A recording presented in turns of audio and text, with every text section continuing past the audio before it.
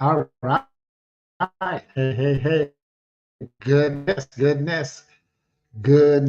you, Sporty King. And you know, I say goodness because I don't know whether you're watching morning, afternoon, or evening. But I always like to say, isn't it great to have good in front of your salutation? Hey, look, I'm on the road this weekend. So bring you the broadcast live. But let me know where you're coming in from, even if you're watching the video. I'm on just a minute, and I got like a minute and a half to go for today's message. So you still got time to go get yourself something to drink or whatever and then close out a program. So don't, I'd like to do that. I call it a tech tip to remind people who are presenting, excuse me, to always, it's in fact, you know what, not just presenting, it's just like, you know, how when you're giving a party or something and you, or even when you're presenting live and you say, well, you know, let's wait for more people to get here. No, as a presenter, but also speaking tip, you have to learn how to control your audience. You control the audience by controlling yourself. So I set the standard, you know, I say, no, let it be known, Sporty King starts on time. That's what's called training your audience. And they get to, hey, what's going on, Vic? Oh, I got a slow connection here too, by the way. So yes, you get to recognize that that's what you got to do is make it known that you start on time. And that's what's called training your audience. We got less than 30 seconds to go with my slow uh, audio that's happening here. You say, all good. Yeah, brother. And I'm glad you're back. And, such a good blessing to hear, about your mother coming home and everything. Vic, I know you've been through a lot, man, but hey, we all have. Welcome the new chapter and welcome the new testimony. Meanwhile, I am seeing that this thing is not advancing, so I hope it works when it's time for my broadcast. Okay, let's see what happens here.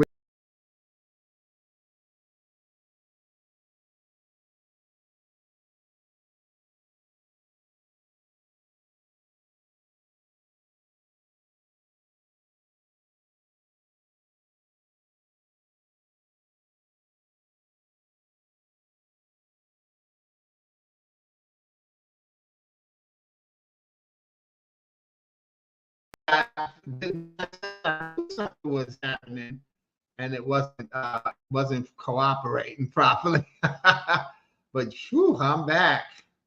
I am definitely back, and let's get this thing back up here.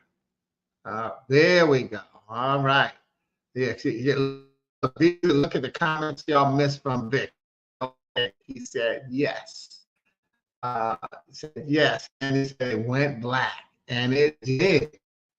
It did, but it came back. All right, so we back now. Woo, that was a close call. But yeah, like I say, you always got to let technology know who's in charge. And for some reason, yeah, it was a simple case of needing to just to refresh the page, which I was able to do. And so it went black, but we're back. Oh, that rhymes, black, but we're back. Okay, so anyway, hey, welcome, welcome to Gift Friday. How many times have we heard somebody say TGIF? Thank God it's Friday.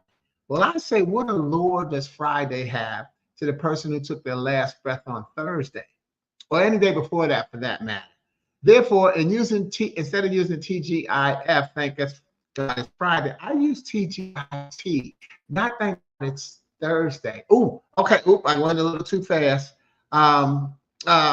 So instead of I've learned the message that I learned through Psalm 92 and 2, and that is, it is good to proclaim your unfailing love in the morning, in the evening. And that's why I almost get to this slide. Instead of using TGIF, thank God it's Friday, I use TGIT, not thank God it's Thursday, but thank God it's today. And then TGIT, thank God it's tonight. And that allows me to add another scriptural connection to it, and that's from Matthew 6:34. So don't worry about tomorrow, for tomorrow will bring its own worries. Thank God it's tonight. Today's trouble is enough for today. Thank God it's today. Yes, darkness always excuse me, precedes the light. So that's let's consider another use, therefore, for TGIF. And that's trusting God is free. There's that darkness preceding the light. Trusting God is free. Think about what it costs for you to be blessed with actually the greatest gift of every day. Waking up doesn't cost you a dime, but that still allows us to realize that when we take the T in TGIF and move it from the front to the end, what we do is that we find what we really must give God thanks for, and that is for today. Gift Friday, GIFT. God is for today. This is the online sharing of one of my poetic messages or inspirational messages that will help you inspire audiences online or in person or in spirit. Because how often do we need to recognize that we have to inspire ourselves in order to be an inspiration to others? How often do we realize that we have to bless ourselves so that we can continue to be a blessing to those who need us? Put yourself in the front. Take care of you so that you can take care of those around you. Believe me, you'll love it. So anyway, after I read my poem or inspiration, then I always load it onto Facebook or LinkedIn and as a PNG. Yeah. Okay. And so that you can have it in case you'd like to use it or share it as well. The reason I hesitated because I used to do PDF. The PDFs don't, PNGs work a lot better with the down. Okay. So after the broadcast, I'll get that up there. All right. So always, as you come in, let me know where you're coming in from again, even if you're on the video. But today's gift is actually something that I've heard several times. And that is, I've heard it actually said, and that is not to allow, there we go, not to allow a man-made calendar to control your celebration of the ones you love and the moments in life. And one thing we know for sure is that, and see how it worked out, Vic? Vic is on here. His mother just came home from the hospital, but in my commentary, I already had one thing we know for sure is that Mother's Day is not a once a year acknowledgement. So yes, I am partially sharing this because yesterday, August 15th, was my mother's birth date anniversary. And she always said birth date anniversary. She said you have one birthday, that's the day you're born.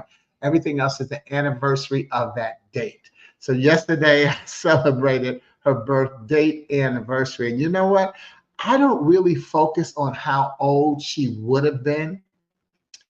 I celebrate how many years. Okay. And in my celebration, I compassionately pray for those who didn't have a mother for 56 years. I think about the different age groups. You know, when I think about my brothers and sisters and my nieces and nephews, you know, and that was one way I used to help, by the way, deal with my grief for my mother. And what I did is I looked at what was going on in my life at each of their ages had I lost my mother.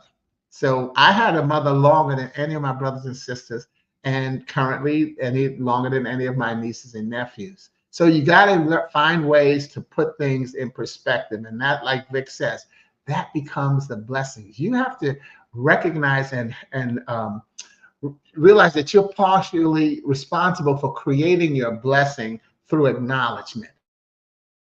See, the blessing may be put on board, but if you don't acknowledge it, it doesn't get to do what it's supposed to do. And that's another wonderful session that we can use, okay? But anyway, so like I said, I always compassionately pray for those who didn't have a mother for 50 years. And when I meet someone who tells me that their mother is old, because my mother was 75 when she died. So when I hear them say their mother was 76, 77, 80, but, you know, but let's go right with 76. And I say, oh, wow, what I wouldn't give to have had another year with my mother. See, and that's what, and I always say, I'm jealous. That's what I do. I say, I'm jealous. what would I have given to have had another year with my mother, or whatever age their mother is now. So find ways to celebrate that may help you deal with your grief. Okay. But today I'm going to be sharing not a poem that I wrote, but an inspiration that I've seen called Chosen Angel. Once upon a time, there was a child ready to be born. So one day he asked God, they tell me you are sending me to earth tomorrow, but how am I going to live there being so small and helpless? God said, among the many angels, I chose one for you. She will be waiting for you and will take care of you. The child said, but tell me, here in heaven, I don't do anything else but sing and smile. That's enough for me to be happy. And God said, and you will feel your angel's love and be happy. Then the child said, and how am I going to be able to understand when people talk to me if I don't know the language that men talk? God said, your angel will tell you the most beautiful and sweet words you will ever hear. And with much patience and care, your angel will teach you how to speak. And the child said, and what am I going to do when I want to talk to you? And God said, your angel will place your hands together and will teach you how to pray.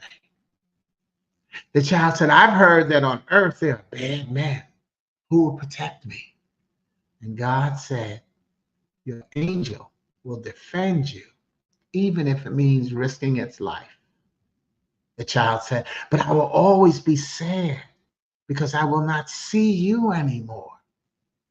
And God said, your angel will always talk to you about me and will teach you the way for you to come back to me, even though I will always be next to you.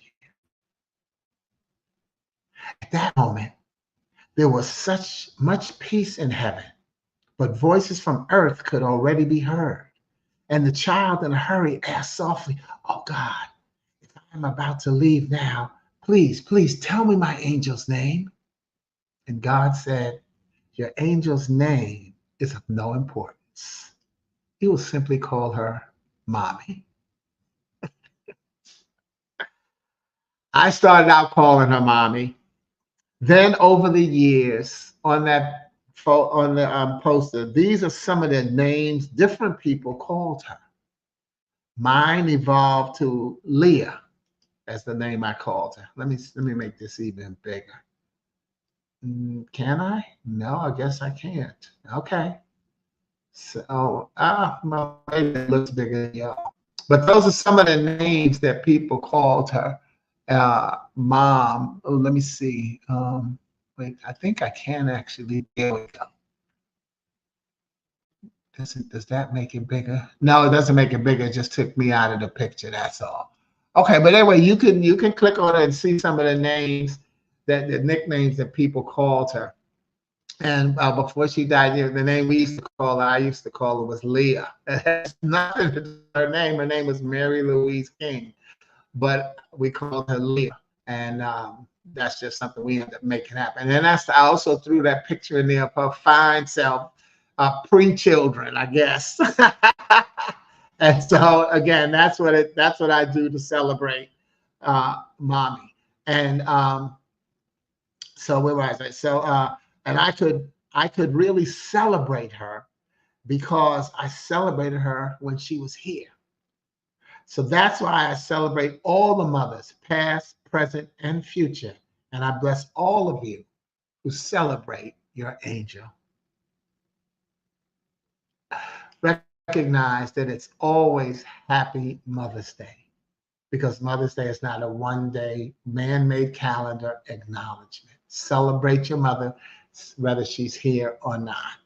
Find a good way to celebrate. And so again, Vic, I'm glad you were here because I know how you just went through some stress hoping your mother came through, and boom, she did. That's how God does things. But all of you, remember, have a wonderful Gift Friday. Remember that God is for today. Lorenzo says, okay, I say I have a slow connection. Lorenzo says, my mom is 83 when she passed, September 27th. Ooh, that's one of my birth celebrations. August 27th is my birth date, and the 27th of every month, I celebrate being a month older. Find something, okay? But my quote, mothers are God's greatest invention, only superseded by a mother with wings. Blessing on mother. Amen. Thank you, Lorenzo. Thank you for that. Amen. All right. And Vic, yeah, just the memories, man. You got to have, and you have to make memories. Those of you who, if your mother's still alive, make memories. And don't, those of you who don't beat yourself up about what you didn't do. Okay. But, memories don't necessarily cost a lot of money. All right. So just make the memories happen. And Vic, what you're saying, Vic, blessings to you all. Yes. Happy Mother's Day to you all. And thank y'all for joining me here on Gift Friday. Have a wonderfully safe weekend, and be sure that you celebrate the ones you love beyond the man-made calendar, because the man-made calendar cannot tell you what God has planned. Love you. Peace. Oh, one thing. I'm doing by the way, I'm calling this my final afro.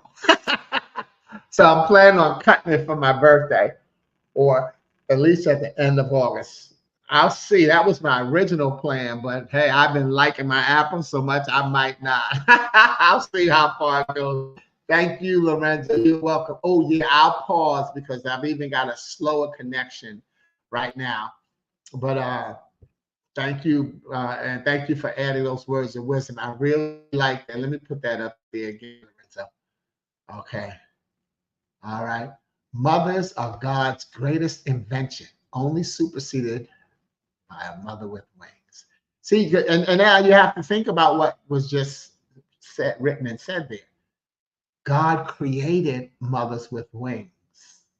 Okay. So death is a creation of God. It's a part of the deal. All right. And what'd you say? What about the beard, Vic?